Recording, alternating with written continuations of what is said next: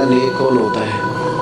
جس کی تنہائی نیک ہوتی ہے، جو اکیلے میں نیک ہوتا ہے، تنہائی جس کی پاک صاف ہوتی ہے، اصل میں وہ بندہ نیک ہوتا ہے۔ ہمارے ہاں بالخصوص نوجوان نسل سے کہوں گا، تمہارے پاس سہولت آئی ہے موبائل کی، تمہارے پاس سہولت آئی ہے انٹرنیٹ کی، لیکن دیکھنا اس کی وجہ سے کہیں تمہاری تنہائی ناپاک نہ ہو جائے۔ دیکھنا اس کی وجہ سے کہیں تمہارا وہ اکیلے میں جو تمہارا رب رسول سے رشتہ جڑنا چاہیے تھا، سجدے کا نور ہونا چاہیے تھا، اچھی منصوبہ بندی کرنی چاہیے تھی، وہ میلا کچیلا نہ ہو جائے۔ تنہائی جس بندے کی پاک ہوتی ہے وہ نیک ہوتا ہے۔ محفل میں تو ساری اچھی باتیں کرتے ہیں، محفل میں تو سارے لوگ ہی نیک ہوتے ہیں۔ یہ صحیح بخاری میں حدیث ہے، نبی اکرم صلی اللہ تعالیٰ علیہ وسلم نے فرمایا، میں اپنی امت کے کچھ ایسے لوگوں کو جانتا ہوں جو قیامت کے دن تہامہ پہاڑ کے برابر نیکیاں لے کے آئیں گے۔ تہامہ پہاڑ تھا ایک بڑا سفید رنگ کا، اس پہاڑ کے برابر وہ نیکیاں لے کے آئیں گے، لیکن فرمایا اللہ تعالیٰ ان کی نیکیوں کو ہوا میں اڑا دے گا۔ حضرت ثوبان رضی اللہ تعالیٰ عنہ نے عرض کی، یا رسول اللہ صلی اللہ تعالیٰ علیہ وسلم ہمیں یہ معاملہ کھول کر بیان کر دے۔ حضور علیہ السلام فرمانے لگے، وہ راتوں کو عبادت بھی کرتے ہیں، اللہ کی بارگاہ میں بھی حاضر ہوتے ہیں، لیکن فرمایا ان لوگوں کا مسئلہ یہ ہے، ان کا نقصان یہ ہے، گھاٹا اور خسارہ یہ ہے کہ جب وہ اکیلے ہوتے ہیں تو رب کی حرمتوں کو پامال کرتے ہیں، دین کی حدوں کو توڑتے ہیں، تنہائیوں میں رب کی نافرمانی کرتے ہیں۔ نتیجہ کیا نکلتا ہے کہ وہ جو لوگوں کے بیچ نیکیاں کی ہوتی ہیں، نمازیں پڑھی ہوتی ہیں، عبادتیں کی ہوتی ہیں، صدقات کی ہوتے ہیں، وہ بھی ضائع ہو جاتے ہیں۔ اگر یہ لوگ اپنی تنہائی پاک کر لیں تو ان کی باقی ساری عبادتیں بھی محفوظ ہو جائیں گی۔ اپنی تنہائی پر توجہ دیں، اپنی بالخصوص نوجوانوں، میری آپ سے بڑی دردمندانہ اپیل ہے، اپنی تنہائی میں نا رب کی بارگاہ میں حاضر ہو، اچھے ارادے کرو، اچھی منصوبہ بندی کرو، لمبی دعائیں مانگو۔ اکیلے جب ہو تو پھر نہ وضو کر کے رسول پاک کی بارگاہ میں درود و سلام پڑھو، دلوں کو قوت ملے گی، حافظے مضبوط ہوں گے، تمہارے چہروں پر روشنی آئے گی۔ اعلیٰ حضرت فرمایا کرتے تھے نیک وہ ہوتا ہے جس کی تنہائی صاف ستھری ہوتی ہے، اس لیے ماحول بگڑ جاتا ہے۔ یہ جو ہم کہتے ہیں نا میرے سجن بڑے بنتے ہیں پھر ٹوٹ جاتے ہیں، کچھ لوگ ایسے ہوتے ہیں جو ان کے پاس جاتا ہے انہی کا ہو جاتا ہے، وہ کہیں اور کے قابل کیوں بنا؟ اس لیے کہ ان کے کردار میں ٹھنڈک دیکھتا ہے، ان کے لب و لہجے میں مٹھاس دیکھتا ہے، اس شخص میں اتنی خوبصورتی دیکھتا ہے کہ اسی کا بن جاتا ہے۔ حضرت ابراہیم بن ادم کے پاس ایک نوجوان آیا، کہنے لگا میں گناہ کرنا چاہتا ہوں، فرمانے لگا بالکل کر، اللہ کا دیا ہوا رزق کھانا چھوڑ دے اور گناہ کر۔ کہنے لگا یہ نہیں ہو سکتا، فرمانے لگے چل پھر اس طرح کا رب کی زمین پہ نہ رہ، کسی اور کی زمین پہ چلا جا۔ کہنے لگا یہ بھی نہیں ہو سکتا، فرمانے لگے چل اللہ کی چھت سے نکل جا۔ کہنے لگا یہ بھی نہیں ہو سکتا، تو آپ رو پڑے۔ فرمانے لگے پھر جناب اسرائیل جب آئیں تو ان سے کہنا مجھے 2-3 سال کی مہلت دے دے، پچھلی میری گناہوں میں گزر گئی، میں ذرا 3 سال عبادت کر لوں۔ تو وہ شخص بھی رونے لگا، کہنے لگا حضور وہ مہلت نہیں دیتے، وہ جب لینے آتے ہیں تو پھر لے کے اللہ تعالیٰ نے جب انسان بنانا چاہا نا تو جناب جبریل کو کہا مٹی لے کے آ زمین سے۔ حضرت جبریل نے مٹی پہ ہاتھ ڈالا تو باقی کی مٹی رونے لگ گئی، اسے جدا نہ کر، تو جناب جبریل چھوڑ کے چلے گئے۔ حضرت میکائیل کو بھیجا، مٹی لا، مٹی پہ ہاتھ ڈالا تو باقی کی مٹی رونے لگ گئی، چھوڑ کے چلے گئے۔ جناب اسرائیل کو بھیجا، مٹی پہ ہاتھ ڈالا تو باقی کی رونے لگ گئی، چھوڑ کے نہ جاؤ۔ تو حضرت اسرائیل فرمانے لگے تیرا رونا دیکھو کہ رب کا حکم دیکھو۔ وہ لے گئے، جب پیش کی تو رب کریم نے فرمایا اسرائیل جان نکالنے کی ڈیوٹی بھی تیری، تو مٹی کو لے آنا، باقی مٹی روتی بھی رہے تو روتی رہے، جب میرا فیصلہ آ جائے تو پھر اس میں کوئی گنجائش ہے۔ ہم کھاتے بھی اللہ کا ہیں، نافرمانی بھی اس کی کرتے، زمین پہ بھی اس کی چلتے ہیں، نافرمانی بھی اس کی کرتے، حکم کسی اور کا مانتے، چھت پہ رب کریم کی رہتے، اس طرح نظام نہیں چلتا۔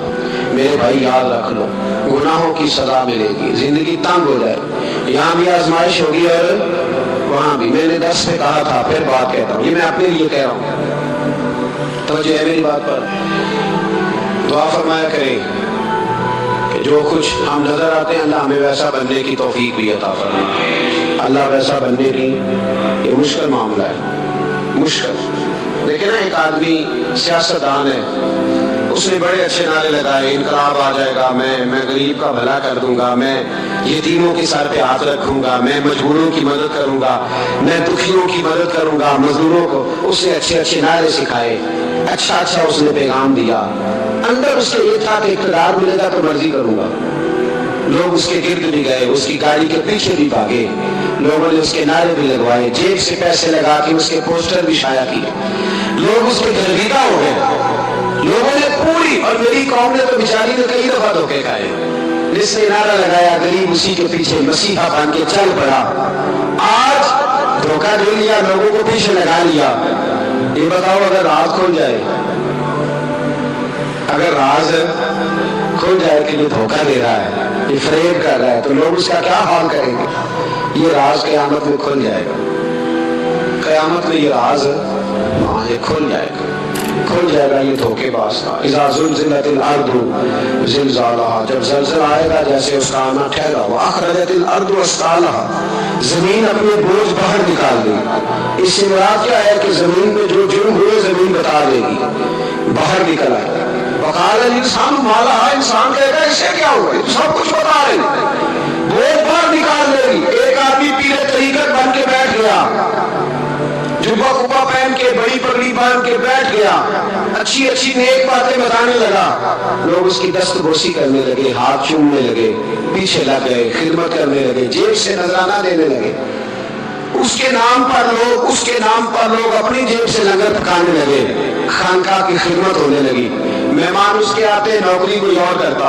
میں نے کہا تھا شاید اپنے لیے کہہ رہا ہوں. ڈیوٹیاں لوگ کرنے لگے، حالات بدلنے لگے. لیکن اس کے اندر تو چور تھا، وہ تو دکاندار تھا. تو یہاں جو اس کے پیچھے لگے تھے وہ تو سچے تھے، انہیں تو اجر ملے گا. لیکن اس کا جب راز کھلے گا تو بڑی رسوائی ہوگی. اس کا جب راز کھلے گا تو بڑی. ایک میری طرح کا دیندار تھا، جو چہرے کا تو نیک تھا، اندر پتہ نہیں کیا کچھ تھا. ایک طوائف گزر رہی تھی، اس نے اس کو تبلیغ کر دی. کہنے لگا بس کر دے، سیانی بن جا.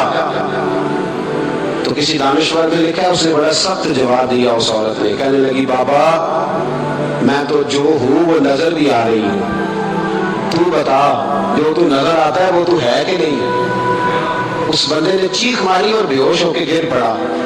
تو لوگوں نے کہا بابا آج کسی صوفی کا کلام سنا ہے جو بے ہوش ہو گیا. تو اس نے کہا نہیں، آج طوائف کی بات سنی، طوائف کی. وہ عجیب بات کر گئی ہے، وہ کہہ گئی ہے میں تو جو ہوں میں نظر آ رہی ہوں، تو بھی تو بتانا، تو بتانا کہ تو دستار امامت پہنتا ہے.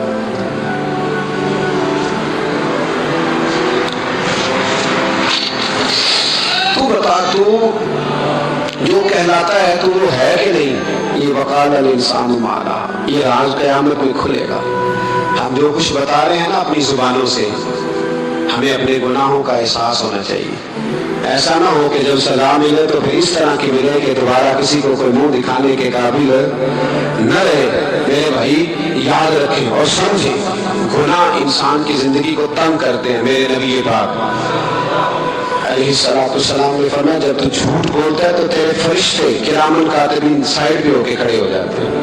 جب تو زنا کرتا ہے تو تیرے اندر سے ایمان نکل جاتا ہے. اور نبی پاک علیہ السلام نے فرمایا جب میری قوم میں ناانصافی عام ہو جائے گی تو قتل بھی عام ہو جائے گا. اور سن لو لکھ لینا یہ حدیث دل کی تختی پر.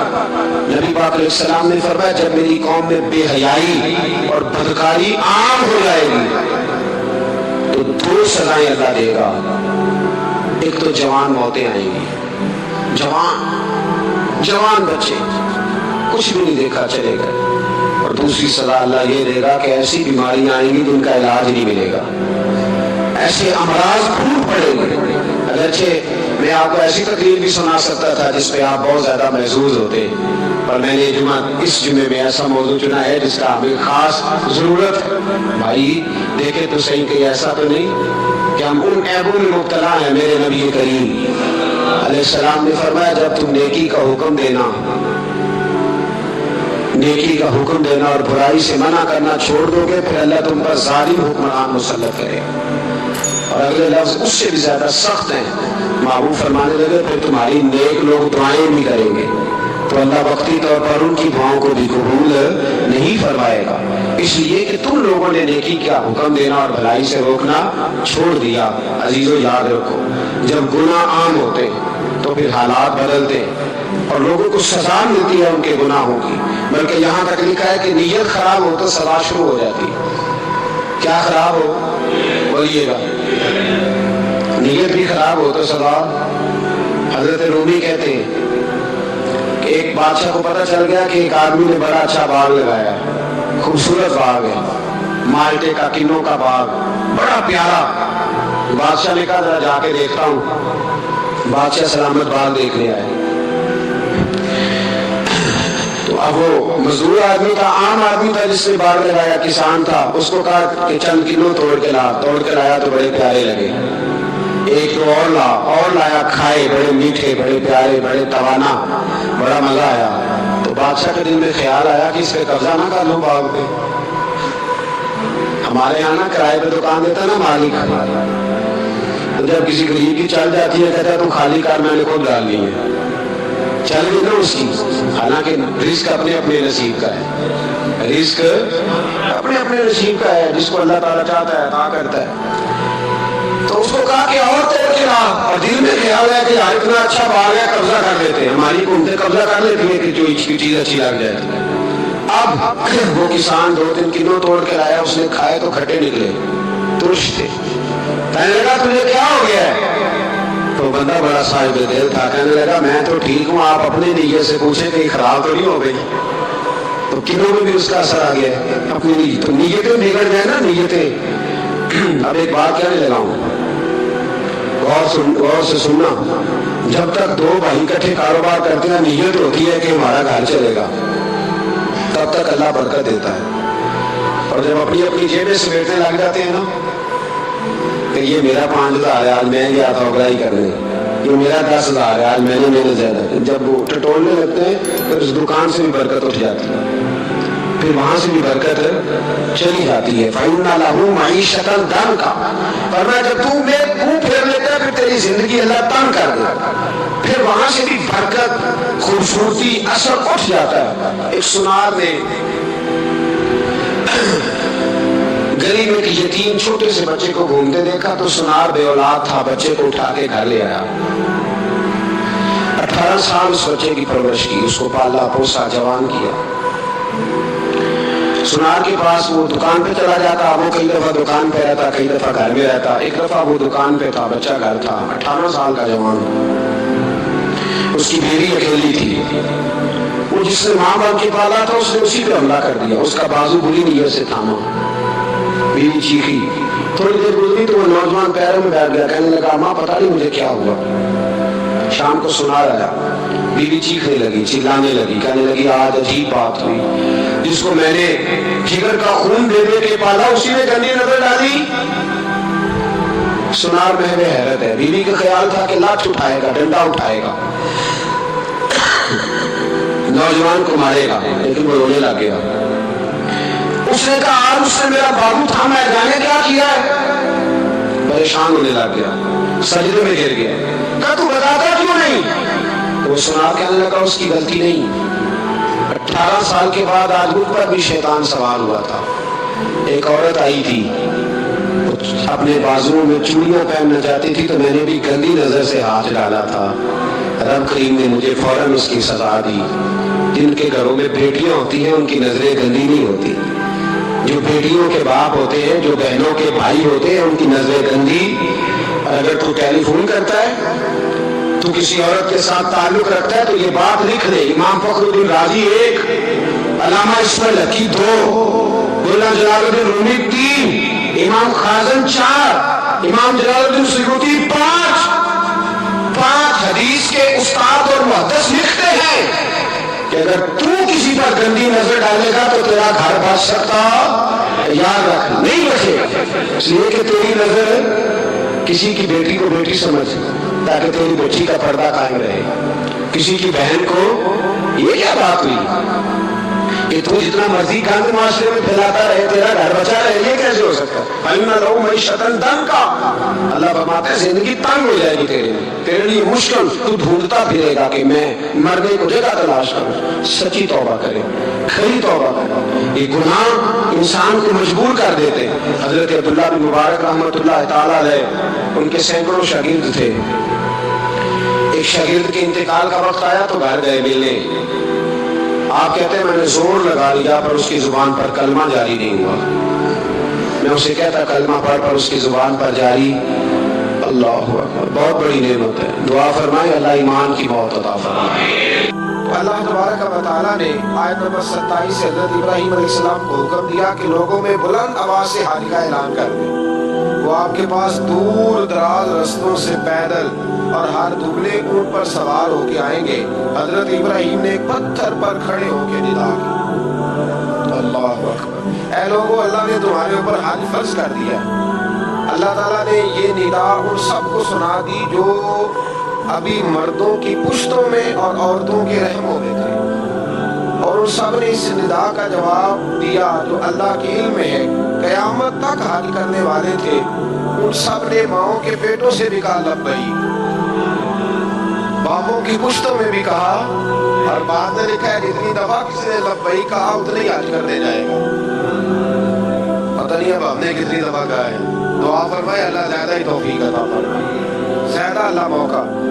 آپ اخلاص کے ساتھ آواز دیں۔ میں کہا کرتا ہوں ہمارے ذمہ اذان پڑھنا ہے، گن پوائنٹ پہ لوگوں کو نمازی بنانا ہماری ذمہ داری۔ حضرت ابراہیم نے اس وقت آواز دی، حضرت ابراہیم نے بغیر لاؤڈ سپیکر کی آواز دی، تو رب نے ماؤں کے رحموں میں بھی آواز پہنچا دی۔ میں بڑا آدمی تو نہیں ہوں، چھوٹا ہوں، میں بڑا چھوٹا ہوں، اور یہ بات صرف آپ لوگوں کے سامنے نہیں کہتا، میں محسوس کرتا ہوں، میں اس کا قائل ہوں۔ مجھے پتا ہے آپ میں سے جتنے لوگ ہیں اللہ کے فضل سے میں باوضو بیٹھا ہوں، میں کسی ایک بندے سے بھی اپنے آپ کو افضل نہیں سمجھتا، میں اپنے آپ کو چھوٹا جانتا ہوں۔ مجھے خبر ہے اللہ تبارک و تعالیٰ معاف فرمانے والا ہے، تو میں کسی شخص میں سے بھی، آپ میں سے ایسا شخص جو ظاہراً مجھ سے عمل میں بھی کمزور نظر آتا ہے، لیکن میں جب اپنی طریقے سے پوچھتا ہوں تو افضل جانتا ہوں۔ لیکن ہم نے چھوٹی سی مسجد میں بیٹھ کے دین کی بات شروع کی، کبھی کبھی نا دنیا کے آخری کونے سے بھی لوگ ہمیں فون کر لیتے ہیں،